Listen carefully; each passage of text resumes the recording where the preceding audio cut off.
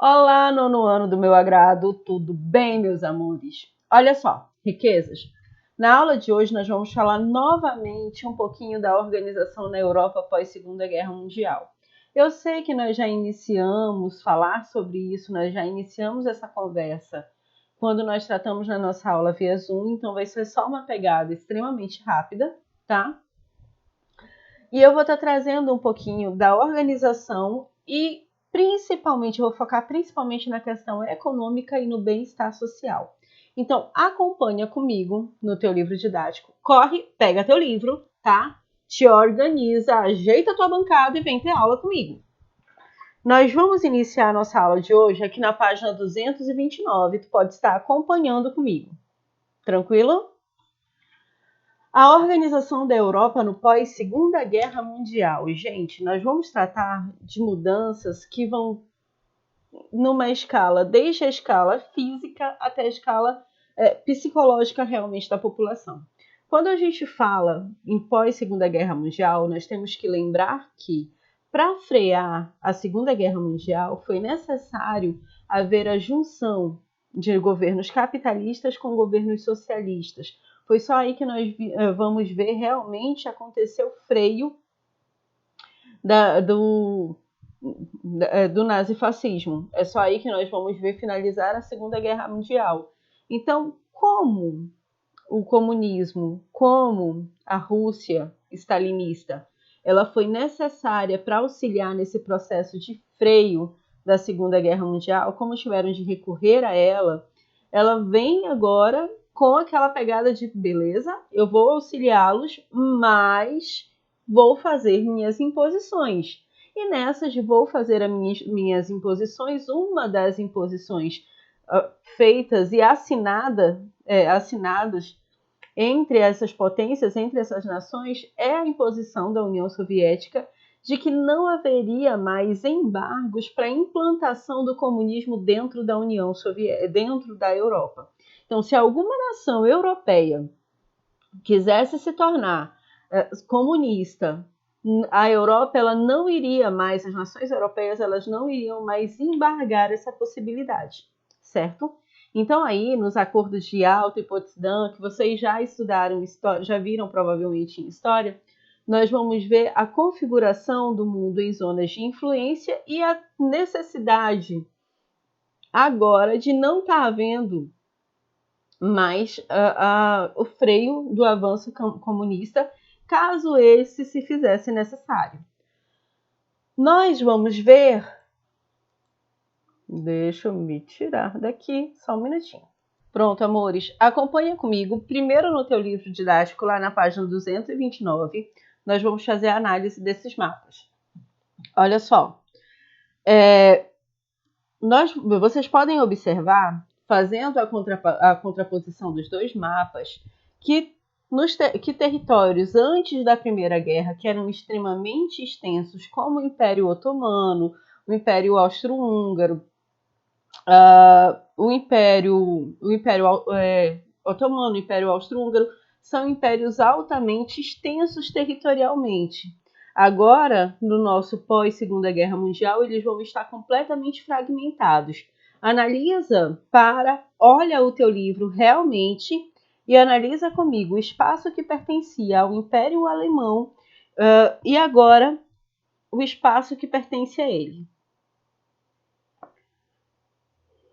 Depois disso, depois que você já analisou, que você viu as fronteiras, demarcou as fronteiras, analisa o espaço que pertencia ao Império Austro-Húngaro, aí no mapa da Europa em 1914, e depois analisa o espaço, como ficou configurado esse espaço que pertencia ao Império Austro-Húngaro pós Segunda Guerra Mundial. Faz a demarcação aí no teu lápis também. Depois disso, analisa comigo o Império Otomano. E faz essa mesma análise que eu te pedi no mapa pós-Segunda Guerra Mundial, tá? Daí você já pode ver que a configuração da Europa ela vai sofrer uma grande mudança, tá?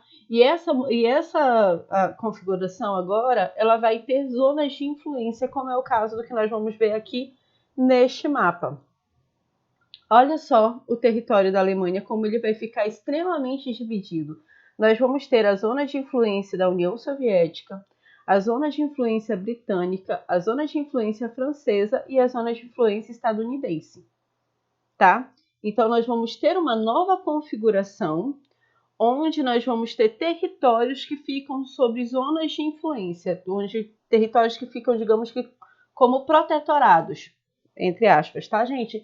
Que ficam como protetorados dessas nações maiores, dessas nações que agora são as nações que vão tentar reerguer o mundo. O que nós vamos ver mais para frente é que, basicamente, todas elas vão estar passando por um processo de crise muito grande, tirando os Estados Unidos, lógico, e vão estar recebendo insumos, incentivos para continuar economicamente ativas. Mostrando para vocês aqui as zonas de influência, os territórios da União Soviética e suas zonas de influência. Nós vamos ter aqui no leste europeu a Rússia, a Ucrânia, a Bielorrússia, Moldóvia, tá bem aqui, cadê a Moldóvia? Cadê o número 4? Tá bem aqui.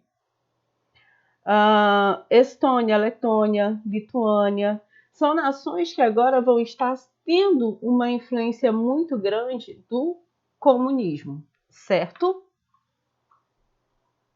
Gente, olha só, o teu livro didático, ele propõe uma análise de como o Império uma análise histórica do Império Austro-Húngaro, do Império Otomano e do Império Russo. E ele vai estar te mostrando o processo de expansão desses três territórios. Todos esses três territórios foram territórios que cresceram bastante, tiveram um desenvolvimento muito interessante, principalmente o Império Otomano e o Império Austro-Húngaro, mas que, no caso, principalmente o Império Otomano, quando chega no processo de Primeira Guerra Mundial, ele já está deflagrado, tá? Ele já está numa configuração um pouco desinteressante. Império Austro-Húngaro, Império Otomano são locais que vão estar sofrendo uma fragmentação territorial muito grande, uma perda de poder muito grande pós Segunda Guerra Mundial. Quando a gente pensa em Segunda Guerra Mundial, a gente tem que ter a ideia de que nós temos nações que entraram dentro dessa guerra, algumas pela pretensão de se tornarem melhores e outras porque foram realmente arrastadas para a guerra, e que essa guerra, mesmo quando ela acaba, finaliza-se a Segunda Guerra Mundial, o mundo vai respirar, vai ter uma sensação de alívio, mas essa sensação de alívio, ela é muito curta. Então, digamos que o tempo de respiração do mundo, de sentir acabou a Segunda Guerra Mundial, vida que segue, é muito curto, porque a Segunda Guerra finaliza e logo em seguida começam a se sentir os desastres, a situação, a deflagração, a degradação total que ela deixa na Europa no seu final. Então, assim, ao final da Segunda Guerra, a gente tem uma Europa com toda a sua infraestrutura completamente destruída. Quando eu falo de infraestrutura destruída, eu estou falando que as fábricas, as lavouras, elas estavam destruídas. Isso significa fome, diretamente. Se eu tenho as minhas lavouras destruídas, se eu tenho as minhas fábricas destruídas devido ao excesso de bombardeio, logicamente vai faltar alimento para essa população, certo? A infraestrutura, quando eu falo de estradas e pontes, elas estavam extremamente deterioradas, as que ainda eram transitáveis. Então, assim, eu tenho estradas e pontes destruídas, e mesmo quando se tem a possibilidade de travessia, ainda é muito precário. Então, vai estar impossibilitando a chegada do pouco produto, do pouco alimento que se tiver até a população. Analisa comigo, voltando um pouquinho no que eu acabei de te falar. Eu acabei de te dizer que a economia europeia estava falida. A infraestrutura europeia estava devastada. As plantações tinham recebido bombardeio. As fábricas tinham recebido bombardeio. As casas tinham recebido bombardeio. As estradas, as pontes, tudo isso estava destruído. Então, mesmo que ainda tivesse plantação no campo, mesmo que a lavoura ainda tivesse alguma coisa sobrou daquilo ali, até aquilo, para a chegada daquilo na cidade, para a população, era muito difícil, porque nós tínhamos as estradas e as pontes destruídas também. Analisa comigo, a Europa respira o fim da Segunda Guerra Mundial, que é uma guerra extremamente devastadora, e ao mesmo tempo que ela respira o fim da Segunda Guerra Mundial, ela nota que está completamente destruída, que está completamente falida, porque toda a sua economia ela terminou sendo investida nos esforços de guerra e para manutenção desses estados durante o período de guerra, tá? Como se não fosse suficiente, vamos analisar também a questão de como essa guerra, ela se faz sentir, gente, coisinha difícil de mexer, como essa guerra também se faz sentir em seu número de mortos, tá? Porque, deixa eu organizar isso aqui. Pronto, gente, olha só. Acompanha comigo no teu livro didático na página 231, Implicações Populacionais da Segunda Guerra Mundial. A Segunda Guerra Mundial vai deixar um número de mortos muito grande. Mortos e feridos. E vai estar criando uma lacuna populacional entre as idades de 20 e 40 anos extremamente delicado, porque população que trabalha 20, 40 anos é quando a pessoa está realmente trabalhando com seu máximo de vigor. O conflito, de acordo com algumas estimativas, causou a morte de 47 milhões de pessoas e deixou 35 milhões de feridos. Gente, quando eu falo em quantidade de mortes pós-Segunda Guerra Mundial, eu vou fazer somente uma estimativa. Não há possibilidade de eu te dar um dado preciso, real sobre aquilo. Se te derem um dado extremamente preciso com relação à quantidade de mortes na Segunda Guerra Mundial, duvida, tá? Porque é meio difícil fazer a constatação se isso é real ou não. As nações que mais tiveram baixa foram a União Soviética, a Alemanha e a Polônia. Essas baixas na população tiveram reflexos na estrutura etária dos países europeus envolvidos na Segunda Guerra Mundial. A eliminação física deste povo, além disso, nós temos que tratar também da questão das mortes dos judeus em escala industrial. Eu não gosto desse assunto, desculpa, gente. O assassinato de 6 milhões de judeus vai estar criando um fosso muito grande nessa população. É uma dizimação muito grande dessa população. A eliminação física deste povo fazia parte de um projeto de Adolf Hitler, como vocês já conhecem, conhecido como Solução Final. Para realizá-lo, os nazistas elaboraram um complexo sistema de extermínio em campos de concentração e de morte.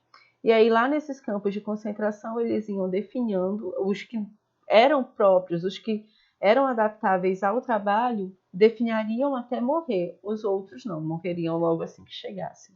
Infelizmente, nós veríamos era necessário, segundo Adolf Hitler, para a elevação da chamada raça ariana. Ok. Passemos para o próximo slide, consequências econômicas da Segunda Guerra Mundial. Como eu já falei para vocês, a Segunda Guerra Mundial vai terminar com a Europa falida, tá? Todos os 72 países envolvidos acumularam perdas em diferentes proporções. Houve uma intensa queda na produção industrial e os investimentos dos governos foram direcionados para a guerra em determinadas áreas, gerando intensos problemas sociais. Então, nós vamos ver uma Europa arrasada, falida e sem a possibilidade de se reerguer economicamente falando. Dado essa situação tão extrema, tão intensa, nós vamos ver várias nações europeias começarem a se familiarizarem com o comunismo como uma possibilidade altamente viável para a solução das suas economias. Então, nesse período, o discurso comunista ele se torna um discurso extremamente apelativo, porque o comunismo ele começa a fazer aquele discurso baseado realmente no sofrimento que a população está passando. Então, o que os soviéticos, o que a Rússia em si, ela começa a fazer? O que os soviéticos começam a fazer? Eles começam a colocar a sua economia, mostrar a sua economia de uma maneira tranquila, uma maneira equilibrada, onde o bem é dividido de maneira comunal. Então, não haveriam essas mazelas sociais que a Europa estava vivendo naquele momento, que a Europa capitalista estava vivendo naquele momento, tá? Quando os Estados Unidos observam que a Europa, além de estar passando por essa situação extremamente difícil, onde ela não está conseguindo se reerguer e ela atenta para esse apelo que o comunismo está fazendo dentro dessas nações, ela observa que provavelmente ela vai ter problema com o avanço comunista dentro do território. O avanço comunista vai chegar às nações, a todas as nações europeias. Analisa comigo. O avanço comunista chegando a todas as nações europeias, logicamente. Desculpa, gente, que eu vou falando, depois eu fico sem ar. Logicamente, essas nações europeias, elas vão passar a romper os seus laços econômicos com os Estados Unidos, o que vai gerar consequências extremamente trágicas para a economia estadunidense.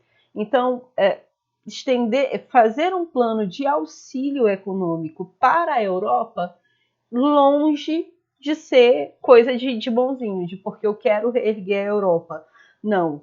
Fazer um plano de auxílio econômico para a Europa é justamente porque eu preciso que essa nação continue sendo capitalista e não comunista. Ela continuando como capitalista, além de eu não ter o avanço do comunismo pelo mundo, além de eu não correr o risco de tentarem entrar dentro do meu território, eu ainda vou manter relações comerciais, tá, com a Europa.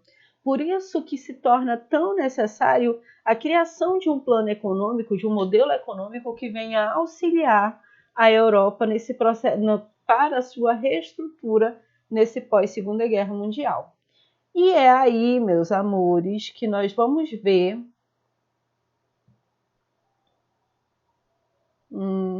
deixa eu passar para esse aqui. O surgimento do Plano Marshall. Olha só, o que é o Plano Marshall? O Plano Marshall é um plano de auxílio econômico para a reestruturação da Europa. Então, de maneira muito clara, os Estados Unidos vai emprestar dinheiro, vai injetar dinheiro na Europa para que a Europa se reerga novamente. Então, os Estados Unidos investe, digamos assim, esse dinheiro dentro do continente europeu para as nações que quiserem manter essa relação e esse acordo com os Estados Unidos, com esse objetivo, para não correr o risco dessas nações se tornarem nações comunistas, tá? É tanto que tinha tanto esse jogo de interesse para tem gente que passa isso como se fosse algo assim de gente boazinha, tá? Mas o Plano Marshall, ele tinha como uma das bases a necessidade dessas nações se comprometerem em larga escala com a economia norte-americana. Comprariam produtos norte-americanos, abririam suas portas para os produtos norte-americanos. Então, eles passavam a ter relações extremamente intrínsecas com os Estados Unidos. Outra característica, digamos que inegociável do Plano Marshall é o fato de que era necessário ampliar essa política de auxílio econômico e assistencialista para a Alemanha. Então, a Alemanha, mesmo com tudo que ocorreu, mesmo com o levante do Hitler, mesmo com toda a Segunda Guerra Mundial, se tornava um quesito inegociável para os Estados Unidos o auxílio da Alemanha, da reestruturação alemã. A União Soviética ela não aceitava isso de maneira nenhuma, principalmente porque, como Hitler assinou um acordo direto com Stalin, depois traiu Stalin, é assunto de vocês lá de história, nós estamos vendo isso. A União Soviética ela não aceita a possibilidade de auxiliar a Alemanha a se reerguer, a se reestruturar economicamente. E é um dos projetos, é uma das pautas inegociáveis dos Estados Unidos. A Alemanha ela tem que ser abarcada nesse projeto econômico, nesse projeto assistencialista, tá? Então, de forma assim, bem básica, o que é o Plano Marshall? O Plano Marshall é um plano para reestruturação econômica da Europa, um plano dos Estados Unidos para reestruturar economicamente a Europa, com a condição de que a Europa continuaria capitalista. Então, as nações que recebessem esse auxílio financeiro jamais abririam suas portas para o modelo econômico, para o modelo comunista, tá? A União Soviética, por sua vez, vai fazer uma espécie de resposta ao plano Marshall, que é o plano Molotov. Olha que chique. Qual é o nome do plano? Plano Molotov. Vou tentar ser menos besta, gente, desculpa. Olha só, o plano Molotov ele tinha uma pegada muito parecida, mas para as nações comunistas, para as nações que tivessem essa relação com a União Soviética, tá? Só que o plano Molotov ele não substituía uma outra pegada, uma outra medida que o governo soviético tinha. O governo soviético ele via que as nações que tivessem relação com eles, precisava enviar dinheiro, subsídios para reerguer, para reestruturar a sua capital, para reerguer, para reestruturar o centro do governo. Isso é uma medida imperialista. Então, assim, ao mesmo tempo que tinha esse plano para reerguer a economia, digamos assim, para reerguer essas nações, não a economia, para reerguer essas nações, também tinha a necessidade da retomada do dinheiro, da devolução de investimentos no centro do poder soviético. Tá, amores? Entendeu isso daqui? Se tu não entendeu, qualquer parte do que tu não entendeu, anota para mim, tá? Que nós vamos tirar todas as dúvidas na nossa aula via Zoom. Não deixa de maneira nenhuma de anotar as tuas dúvidas e de fazer uma planilha com as tuas anotações. É extremamente importante e necessário. Agora nós vamos para o nosso próximo tema. Agora, galera, vamos dar sequência ao nosso conteúdo e vamos estudar um pouquinho do estado de bem-estar social. O estado de bem-estar social na Europa, que vocês podem estar acompanhando comigo lá na página 234. Gente, estado de bem-estar social é dizer que o Estado ele se levanta agora como garantidor de princípios básicos da vida e da sobrevivência das pessoas, como no caso de serviços financeiros, serviços econômicos e serviços sociais. Digamos não. Olha só, vou voltar um pouquinho à minha explicação agora. Por muito tempo, o mundo viveu uma política econômica que nós já estudamos juntos, que se chamava liberalismo. No liberalismo, basicamente, nós vimos a economia, o comércio, a economia em um plano e o governo em outro, a política em outro. Era como se fossem duas forças. Agora, pós-guerras mundiais, nós vamos ver a devastação da Europa e nós vamos ver a necessidade do Estado intervir novamente em vários setores. Porque se se o Estado deixa setores desassistidos, se o Estado ele não intervém de maneira mais precisa, economicamente mais ativa, de maneira mais ativa, em processos em que nós estamos vendo crises dentro dessas nações, como é que essas nações elas vão conseguir se reerguer?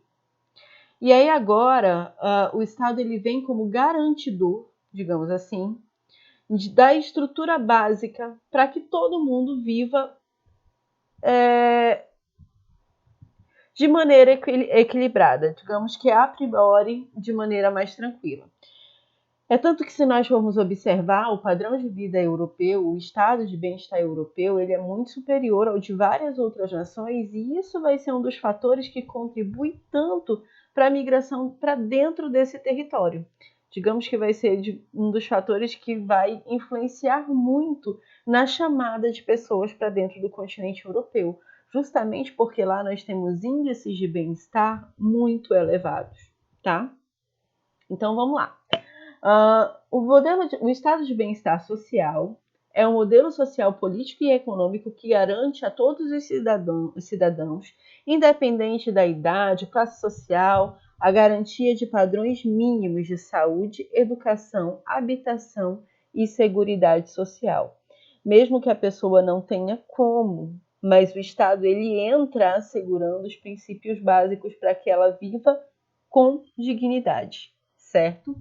O estado de bem-estar social é também responsável pela regulamentação das leis trabalhistas, pelo cumprimento das jornadas de trabalho definidas, pagamento de salário mínimo, garantias de leis trabalhistas e pelo direito à previdência social. Para garantir tais direitos sociais básicos, é preciso a intervenção do Estado na economia a fim de garantir a geração e a regulação de empregos, manutenção das leis trabalhistas e garantia de melhoria no padrão de vida da sociedade dos cidadãos. Quando eu te falo que é um modelo que vai estar vigorando na Europa no pós-guerra, justamente para que a população ela viva um clima de equilíbrio novamente, eu também te digo que nós vamos ter vários modelos diferenciados de implementação dessa economia na Europa. Nós vamos ter, digamos que cada um dos locais dos estados europeus, dos países europeus, eles vão ter a sua característica própria nesse estado de bem-estar social, na criação desse estado de bem-estar social. E é interessante observarmos que isso não vai ficar restrito à à Europa em si. Nós vamos ver isso também dentro do nosso território, principalmente durante o governo varguista.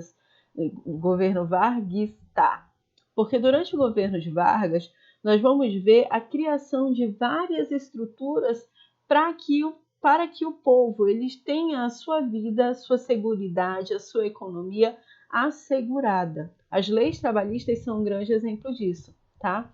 Isso faz parte justamente desse estado de bem-estar social. Logicamente, para o Estado ele conseguir garantir isso, ele precisa de uma volta econômica. Então, se o Estado ele vai garantir saúde, educação, previdência para o caso de aposentadoria, medicamentos, material escolar, no caso de escolas públicas, ele precisa ter uma volta econômica para que ele consiga garantir. E aí entra justamente a aplicabilidade dos impostos que são pagos. Então, os impostos pagos em todas as esferas, eles são para subsidiarem principalmente a organização desse estado de bem-estar dentro do território, tá? Brasil, ele tem, no caso, o SUS, que é o Sistema Único de Saúde, nós temos várias escolas públicas, não é como em determinados locais da Europa, onde nós não vamos ver escolas particulares, basicamente todo mundo participa da mesma escola, e todas têm um padrão extremamente alto, mas assim, nós temos escolas públicas também, temos um serviço de previdência, tudo isso, para a manutenção disso, é necessário que uma volta financeira seja dada. E essa volta financeira para o Estado ela é dada através dos impostos. Infelizmente, o que a gente observa dentro do nosso território é um desvio muito grande com base em todo esse dinheiro pago. Mas, enfim, nós estamos tratando da Europa, tá? Como eu estava falando para vocês, apesar de ter diferentes aspectos em vários locais da Europa, nós vamos ter características comuns, como no caso a proteção social, direito social, administração dos problemas sociais, políticas públicas, igualdade, democratização e financiamento público. Como a administração de problemas sociais, a gente pode estar vendo que o Estado ele visa o equilíbrio, tá, das desigualdades, para estar administrando e minimizando o máximo possível as desigualdades sociais. Então, o Estado ele vai entrar como uma espécie de interventor ali na questão dos conflitos, mas isso não vai ser necessariamente para a resolução, e sim para a administração disso. Proteção social é dizer que mesmo que as pessoas que não são proprietárias devem ter direitos a consumir os direitos básicos, todos os direitos básicos que todo ser humano tem. Então, moradia é um direito básico, então todas as pessoas têm direito à moradia, mesmo que ela não tenha, mesmo que ela não seja proprietária, tá? Direito social, para além do direito de liberdade ou do voto, o Estado surge como a entidade que deve fornecer condições básicas para a sobrevivência e sociabilidade dos indivíduos. Políticas públicas. Uma das formas do Estado intervir na sociedade e fornecer tais bens sociais é por meio de projetos voltados para o coletivo e com financiamento público. E aqui a gente vai ver também a junção, tanto do público quanto do privado, porque nós vamos ver várias situações, nós vamos ter situações onde nós temos a aliança, a junção de entidades particulares e proporcionando a melhoria das condições a construção de projetos que vão estar favorecendo e facilitando a vida da população. O ideal de igualdade já é bastante presente no liberalismo e vai se tornar uma potência nesse sistema, ganhando também contornos morais e afetivos, ou seja, a igualdade vai entrar nos princípios anteriores que eu acabei de falar.